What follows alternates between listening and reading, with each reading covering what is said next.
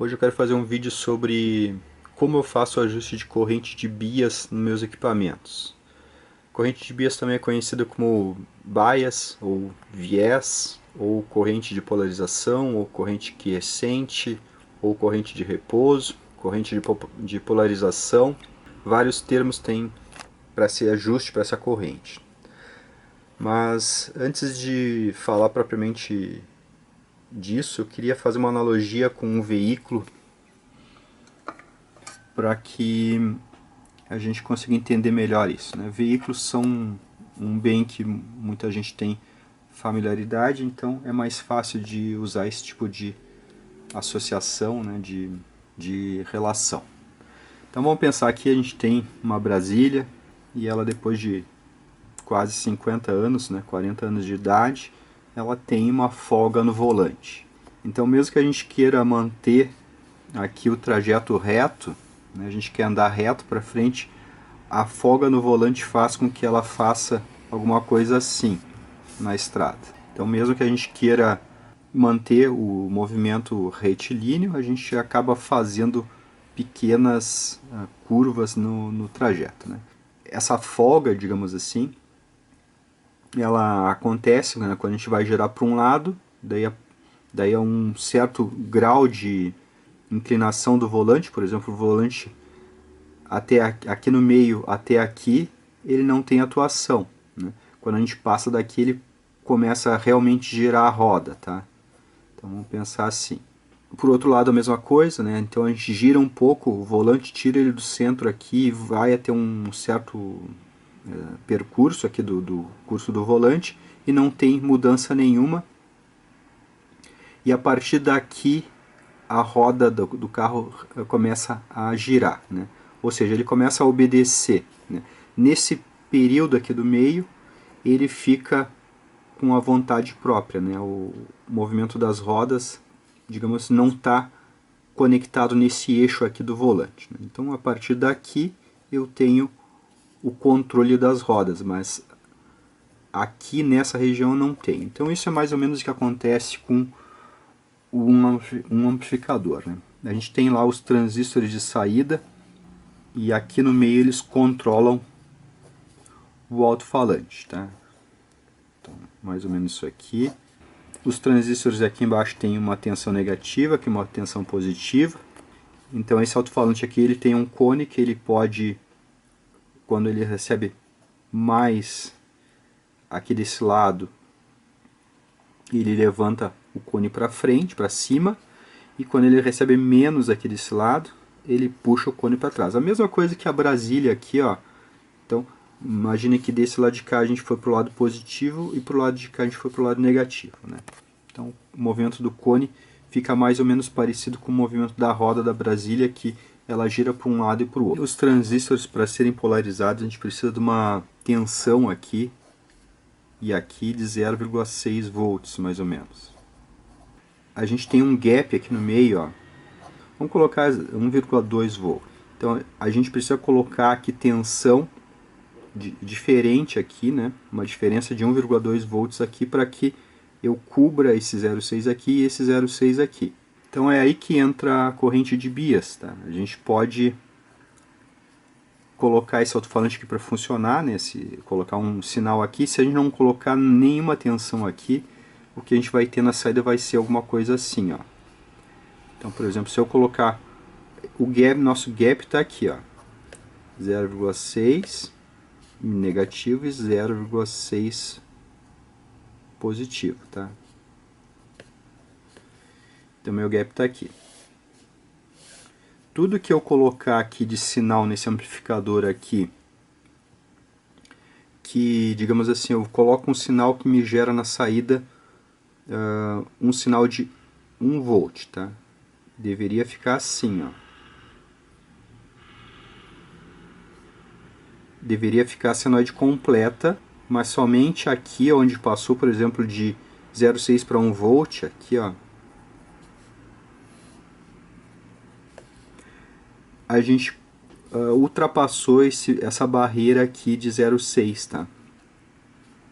Então o que vai acontecer com o nosso som? O nosso som vai ficar somente duas cristas, né? A gente vai escutar no alto-falante somente isso aqui, uma crista e outra crista. Então não tem aqui a infinidade de tensões que precisaria para compor esse semiciclo como ele seria, né? Então assim, ó, a gente só tem essas regiões aqui, porque justamente é como se fosse o volante da Brasília ali que eu tinha explicado, né? A partir de um certo ponto começa a funcionar o volante, né, propriamente dito.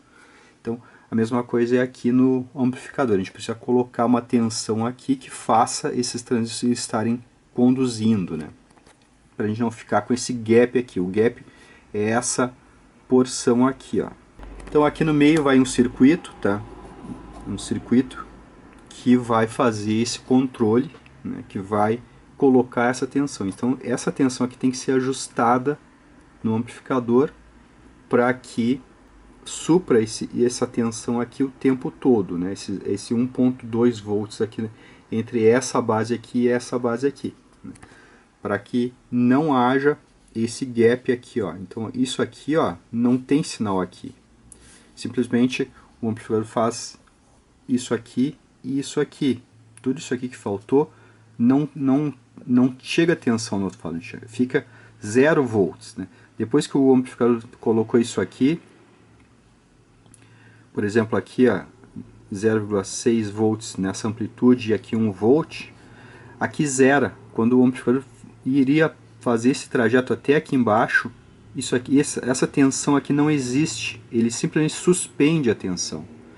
Então a gente acaba escutando uma distorção, é como se a tensão zerasse repentinamente e depois como se ela voltasse repentinamente, ó.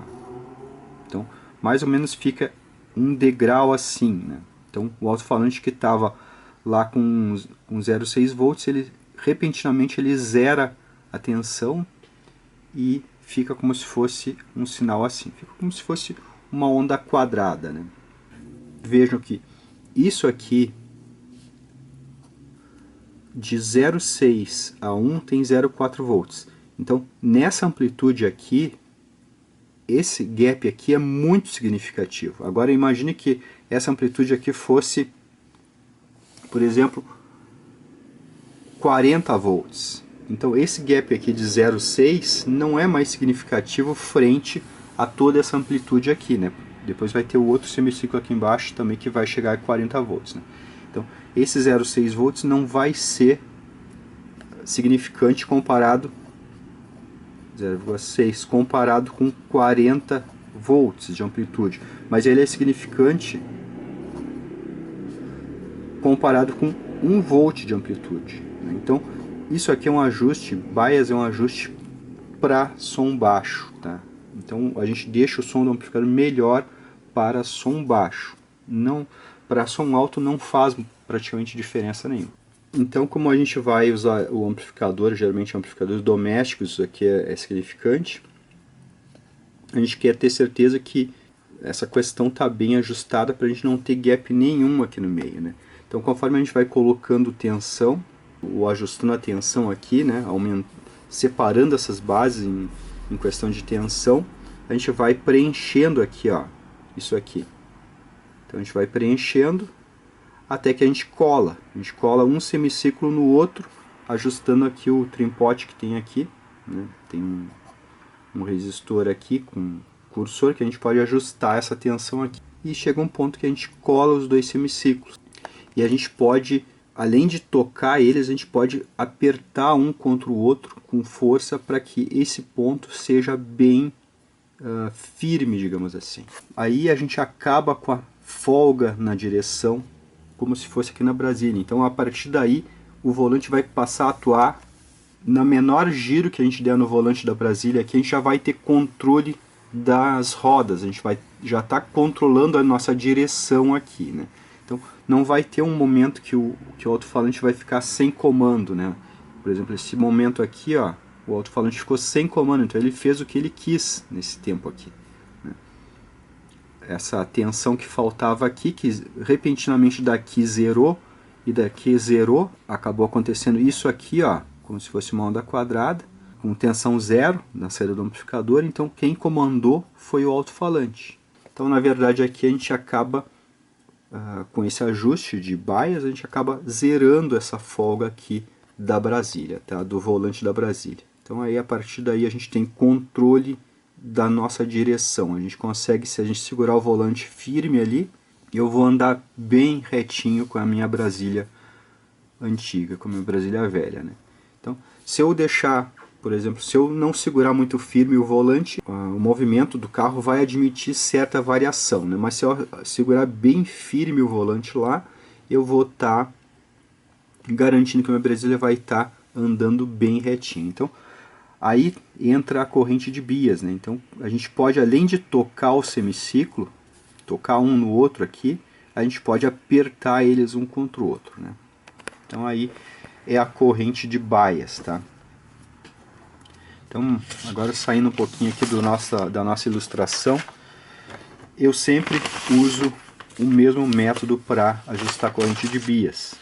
Eu sempre uso a lei de Ohm, que é a coisa mais importante praticamente da eletrônica, tá? Quem quiser ter uma noção de eletrônica, quem quiser começar a enxergar a eletrônica, enxergar o que acontece, entender as coisas funcionando, tem que entender isso aqui.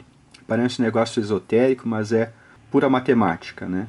Então, por exemplo, aqui, ó, para esse fim aqui de saber a corrente de bias, eu uso essa fórmula aqui, ó. Corrente, tá, é igual a V sobre R. Então, com isso aqui, eu faço a medição da corrente de bias de qualquer amplificador. Tirando daqui, ó, eu tiro assim, ó, I é igual a V sobre R.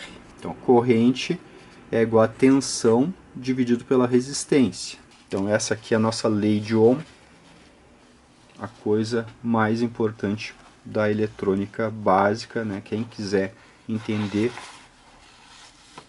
a grande parte do mundo, né, da eletrônica, só com isso aqui já consegue abrir o caminho, digamos assim, consegue enxergar o que está acontecendo e resolver muito problema, né? Isso aqui não precisa decorar, a gente pode ter um papel desse aqui com a gente e sempre calcular o que a gente precisa. Por exemplo, se eu quero saber a resistência, eu tenho a tensão e a corrente, eu descubro a resistência, né? Então é só eu procurar aqui, ó, potência é igual a tensão vezes a corrente. Então é só montar a fórmula. Tira o P daqui do meio, ó. P é igual a V vezes I. Pronto, né? Então a lei de Ohm está aí para nos ajudar, né? Eu tenho esse receiver aqui, um Vector Research, um receiver raro, desenhado nos Estados Unidos, feito no Japão. Então eu tenho que fazer o ajuste da corrente de bias desse aparelho. Todos os equipamentos praticamente japoneses têm o manual de serviço, então a gente pode baixar esses manuais. Tem de praticamente todos os equipamentos que foram feitos no Japão, o manual de serviço está presente, né? Então aqui ele já me diz, ó, aqui está os transistores de saída, tem uma seta aqui, ó, 40 mA. Então com isso aí já está resolvido o problema. Então eu tenho ali que a corrente é 40 mA e o resistor é 0,47 ohms, né? Então eu tenho uma incógnita, que é saber a tensão. Então a gente vai calcular, né, que tensão que precisa para dar 40 mA nesse resistor aí. Então vamos descobrir aqui, ó.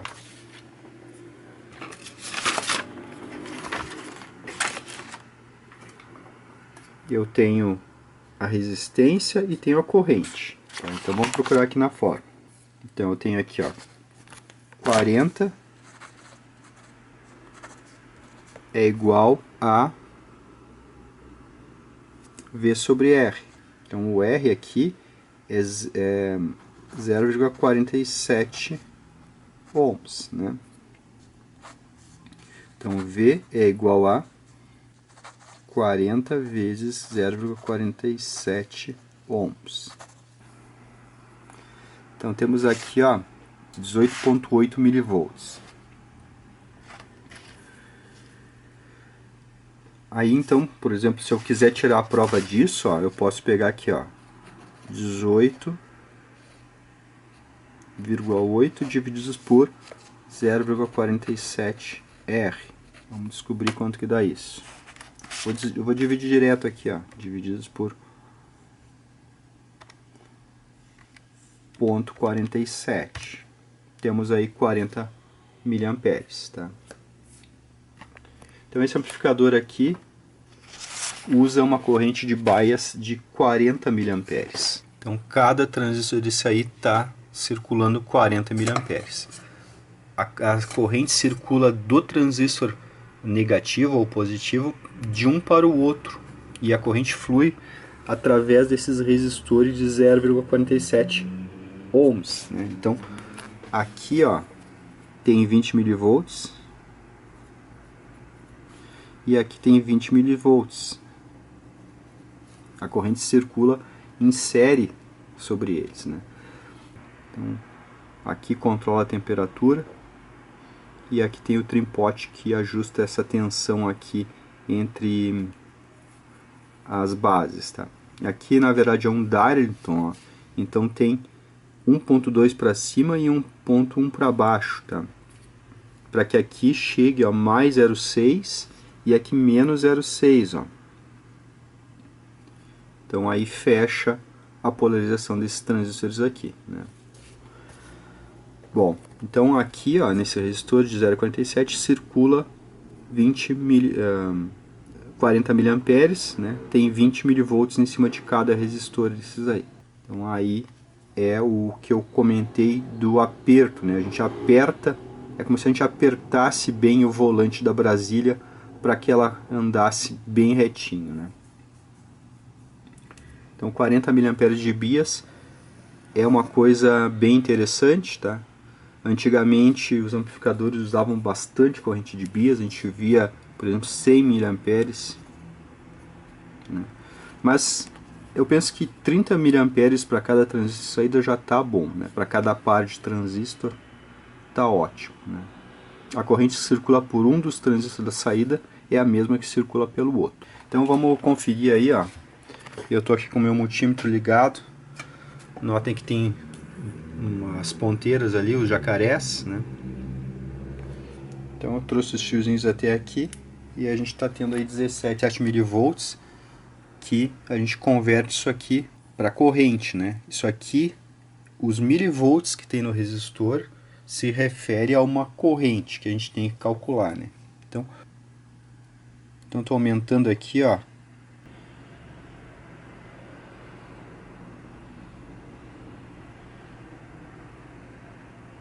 Então tá aqui, ó, mais ou menos 18.8, 18.9. Não precisa grande precisão nisso aqui, né? Então com essa tensão aqui em um resistor de 0,47, eu tenho a corrente de 40 mA, ó. 19 divididos por 0,47 ohms, né? Opa. É igual, temos aqui 40 mA de corrente de bias, tá? Então eu sempre faço dessa forma, sempre medindo a tensão nos resistores de emissor e nunca medindo a corrente, abrindo o circuito ou interrompendo o circuito em algum lugar para medir corrente, tá? Nunca uso a parte do amperímetro aqui, eu sempre uso por conversão. Eu converto a tensão que tem nos resistores de emissor em corrente, tá? Tem outros métodos que a gente poderia medir a tensão de base e emissor, né? Só que aí isso varia de transistor para transistor. Então aqui eu tenho a garantia que está polarizado os transistores de saída, que tem polarização, porque está circulando corrente entre os resistores de emissor, né? Circula a corrente de um para o outro, e a corrente que circula causa uma queda de tensão nesses resistores, né? Se não tivesse corrente de polarização, a gente teria 0 volts aqui nesses resistores, tá? Então, só para a gente ter uma ideia aqui, ó, se eu pegar as ponteiras aqui no multímetro e colocar aqui, por exemplo, se eu fizesse por um outro método, que é o da tensão VBE, coloquei as ponteiras aqui, tá? Então agora eu vou medir tensão aqui, ó. Por exemplo, essa corrente que tem agora, deixa eu colocar lá a ponteira primeiro para não causar acidente. Então se eu fizesse pelo método VBE, ó, coloquei lá na base e no emissor, tá? Ó, base e emissor. Eu estaria medindo 590, mais ou menos 588 milivolts de tensão VBE, tá? Mas eu não uso esse método aqui. Eu uso o outro método, que é medir a tensão, na verdade, nos resistores de emissor e converter essa tensão para corrente, né?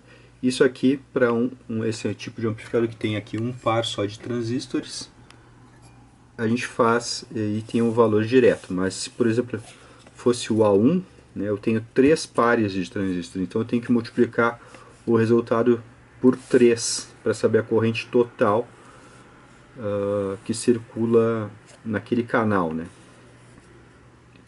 Então, mais ou menos, cada par de transistores iria pegar 30 mA. Isso, lembrando, né, isso aqui é para som baixo, tá? Se o amplificador vai tocar festa, vai ser de uso de PA, não faz diferença, tá? Isso aqui é para quem vai escutar o som baixo, perto das caixas, né, caixas de alta fidelidade. Isso faz um pouquinho de diferença, né? Na verdade faz bastante diferença em som baixo, mas em som alto não faz diferença o ajuste de bias, tá? Não adianta achar que botei um pouco mais de bias e o amplificador ficou maravilhoso, ficou espetacular, né, escutando alto.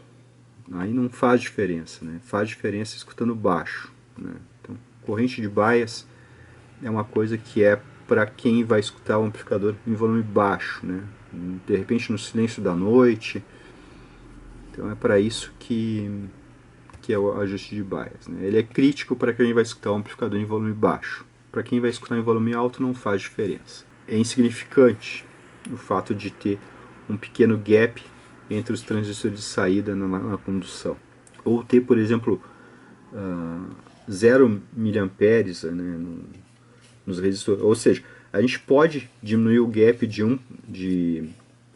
1.2 volts entre eles para, digamos, 0 volts e não ter corrente, né? A partir daí a gente pode colocar mais corrente para apertar, digamos, esses transistores, né? Mas se a gente não colocar corrente nenhuma, zerar o gap de tensão entre os transistores de saída, a gente não vai, digamos assim, já perceber que está ruim o som, né? A gente pode zerar o gap e colocar um pouco mais de corrente para garantir que está bom. Então a gente vai colocando um pouco mais de corrente para garantir que isso está bom mesmo, né? A gente vai entrando aí sim no classe AB, né? Porque, por exemplo, se eu tenho aqui o gap de 1.2 aqui, né? Então aqui é o 0, então eu tenho todo esse gap aqui de 1.2 volts. Se eu ir ajustando aqui o circuito de bias, né, o ajuste de bias, eu vou colocando tensão e eu vou preenchendo aqui, ó. Vou preenchendo aos pouquinhos, eu vou ajustando aqui e vou preenchendo até que eu chego a um ponto que eu toco aqui eles, né? Mas ainda não tem corrente entre eles. Não tem corrente circulando aqui. Eu só zerei, né? Aí se eu quiser realmente dar corrente, eu continuo aumentando aqui o ajuste de bias, aí chega um ponto que vai começar esse transistor de cima conduzir contra o de baixo contra o de cima, porque eu estou forçando essas tensões aqui mais, né? Eu estou, no caso, forçando um transistor contra o outro, né? Então aí eu vou começando a colocar corrente de bias, né? Então, a partir daí sim, né, quando eu começo a colocar corrente de bias, o amplificador passa para AB.